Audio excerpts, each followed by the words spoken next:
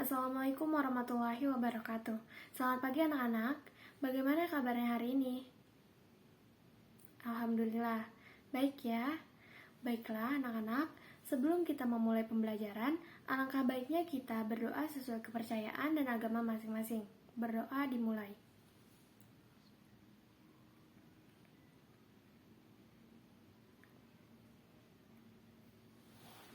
Berdoa selesai. Baiklah anak-anak, materi yang akan kita pelajari pada hari ini yaitu jenis-jenis kalimat beserta contohnya. Manusia tidak bisa hidup tanpa adanya komunikasi dengan sesamanya. Komunikasi yang kita gunakan yaitu komunikasi secara lisan dan tulisan. Hampir semuanya berupa kalimat. Nah, jadi sangat penting bagi kita untuk mengkaji keberadaan kalimat itu untuk diketahui. Oleh karena itu, anak-anak, kita tidak diharapkan hanya untuk bertutur kata saja, tapi diharapkan juga dapat memahami makna dan digunakan secara lebih baik dalam berkomunikasi. Jadi teman-teman, apa sih yang dimaksud dengan kalimat itu? Kalimat merupakan unsur yang ada dalam bidang sastra dan bahasa. Kalimat merupakan unsur penyusun dari paragraf. Sedangkan kalimat tersusun oleh pengumpulan kata. Menurut Kamus Besar Bahasa Indonesia, kalimat adalah kesatuan ujar yang mengungkapkan suatu pola pikiran atau perasaan. Kalimat juga disebut perkataan. Kalimat pun dapat dibedakan berdasarkan tujuan, pengucapan, cara pengajian, pola subjek dan predikat, unsur kalimat, jumlah frasa, dan subjeknya. Baiklah teman-teman, yang pertama kalimat berdasarkan tujuan. Jenis-jenis kalimat berdasarkan tujuan terbagi menjadi, yaitu yang pertama, kalimat perintah. Kalimat perintah adalah kalimat yang bertujuan untuk memberikan perintah kepada seseorang untuk melakukan sesuatu.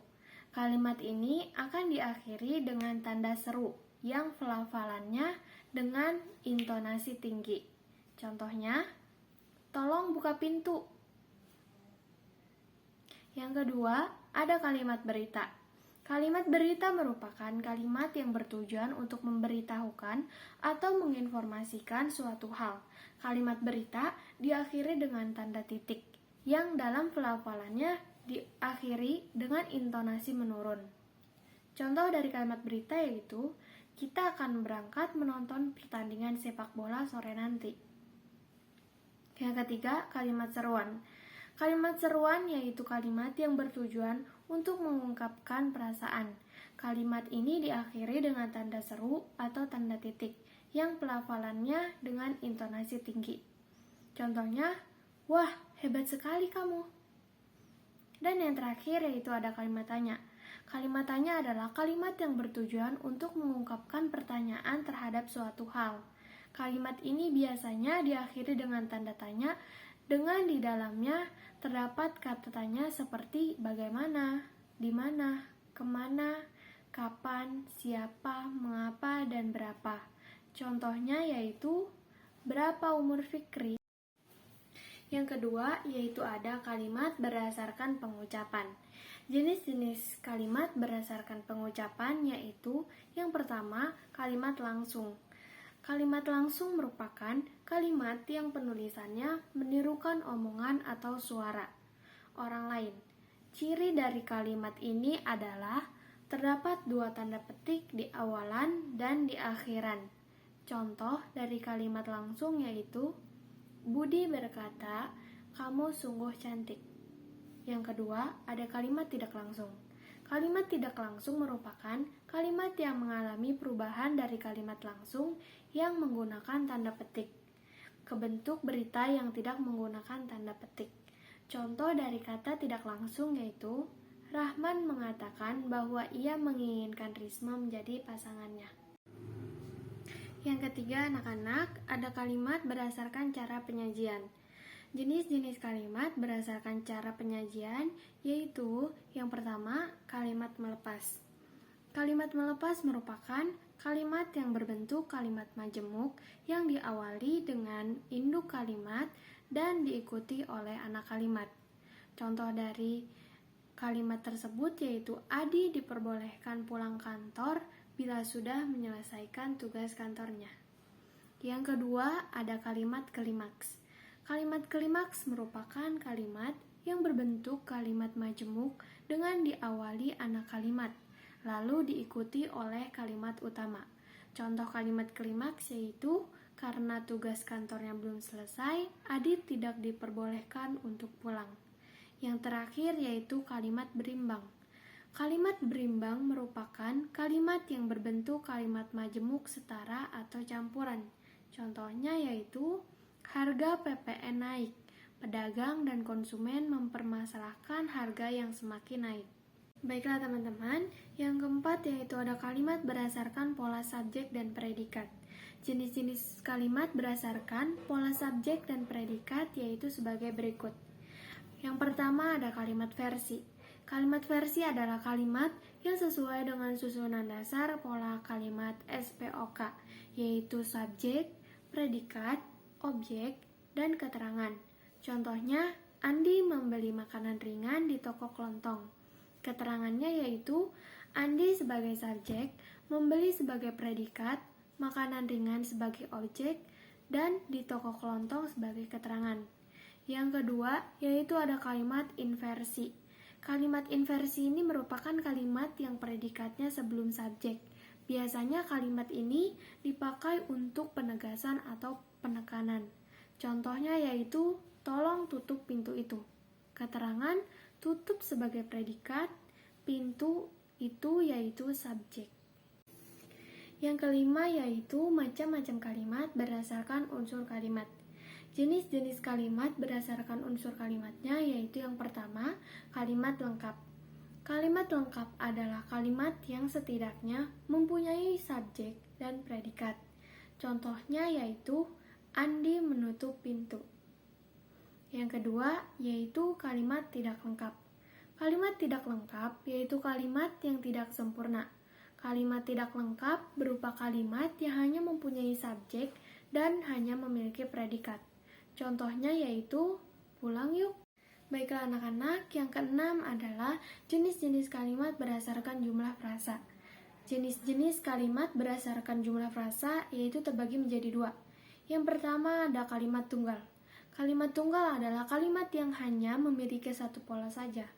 Kalimat tunggal ini terbagi menjadi dua macam, yaitu kalimat nominal dan kalimat verbal. Yang pertama yaitu kalimat nominal. Kalimat nominal adalah kalimat yang menggunakan kata benda sebagai predikatnya. Contohnya yaitu, ibu saya adalah seorang guru. Yang kedua yaitu ada kalimat verbal.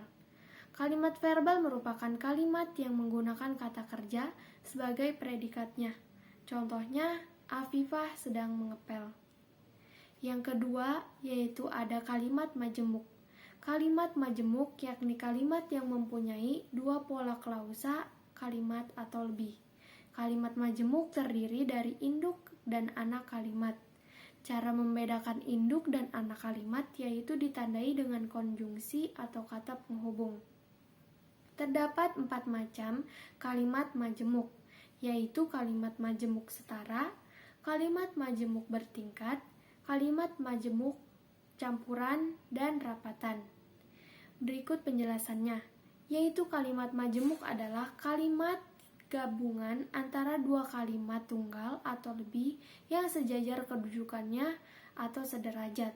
Contohnya, Rina menulis surat dan Rani mengirimnya. 2. Kalimat majemuk bertingkat, yaitu kalimat gabungan antara dua kalimat tunggal atau lebih yang kedudukannya berbeda. Contohnya, Adit pergi dari rumah karena bertengkar dengan adiknya.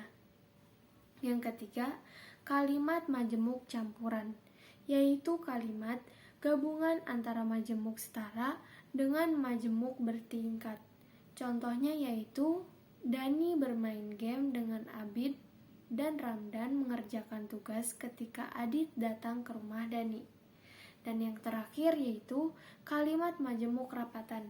Kalimat majemuk rapatan ini merupakan gabungan beberapa kalimat tunggal karena subjek, predikat, atau objek yang sama. Bagian yang sama hanya disebutkan sekali. Contohnya yaitu Afifah pandai berbahasa Indonesia, Spanyol, dan Korea. Baiklah teman-teman, yang terakhir yaitu ada macam-macam kalimat berdasarkan subjek. Yang pertama yaitu ada kalimat aktif. Kalimat aktif sendiri merupakan kalimat yang unsur subjeknya melakukan suatu tindakan atau pekerjaan. Terdapat dua macam kalimat aktif, yakni yang pertama kalimat aktif transitif. Kalimat aktif transitif adalah kalimat yang predikatnya berawalan me dan selalu dapat diubah ke dalam bentuk kalimat pasif yang predikatnya berawalan di. Contohnya yaitu Rama menyapu halaman rumah. Dapat diubah menjadi halaman rumah disapu oleh Rama. Yang kedua yaitu kalimat aktif transitif. Adalah kalimat yang predikatnya berawalan ber dan tidak dapat diubah menjadi kalimat pasif. Contohnya, kami berjaga di luar rumah. Adapun yang kedua yaitu kalimat pasif. Kalimat pasif merupakan kalimat yang subjeknya melakukan suatu tindakan kalimat. Kalimat pasif dapat dibedakan menjadi dua macam, yaitu kalimat pasif biasa dan zero. Kalimat pasif biasa yaitu kalimat yang predikatnya selalu berawalan dengan imbuhan di, ter, dan ke strip an. Contohnya, halaman Budi disapu oleh Budi. Yang kedua yaitu kalimat pasif zero, merupakan kalimat yang predikatnya berakhiran kan, sehingga membuat awalan di menghilang dari predikat. Predikat juga bisa menggunakan kata dasar yang bersifat kata kerja, kecuali kata kerja aus yang tidak bisa menggunakan awalan me dan ber. Baiklah anak-anak, tadi merupakan penjelasan dari Ibu mengenai materi kita pada hari ini, yaitu jenis-jenis kalimat. Apabila anak-anak ada yang ingin ditanyakan, dipersilakan. Apakah ada yang ingin bertanya?